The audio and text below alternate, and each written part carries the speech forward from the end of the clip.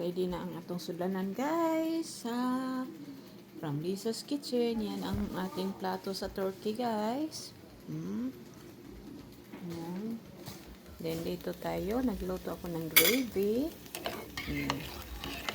Luto ako ng gravy guys. Yan ito. May ano ako, may beans. Yung turkey nandoon pa sa oven. Ang mashed potato ko guys, luto na. Luto na ang mashed potato ko guys. Naluto na din ang mashed potato. Nilagay ko dyan sa microwave para madali bugnaw. Nindit. Ito. Yan. Dumi ng ano ko guys. Yung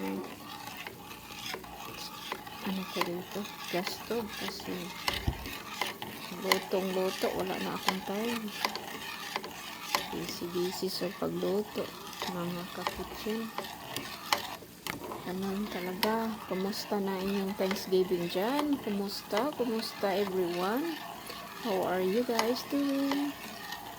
Guys, siguro ako ng gravy.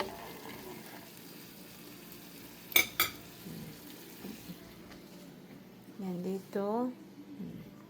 Yung bits. Hindi pa yan. Ito lalagyan ko ng mashed potato. Yan ang bits. And ito lalagyan ko ng beans.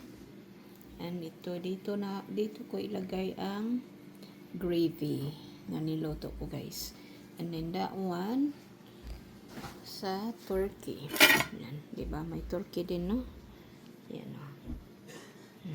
May drawing din ang turkey ko na lalagyan. Malaki to na banihado guys kasi malaki din ang turkey. Okay guys.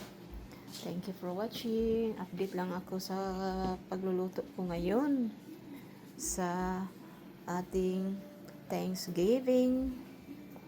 And then punta tayo dito guys. Mayroon din ako.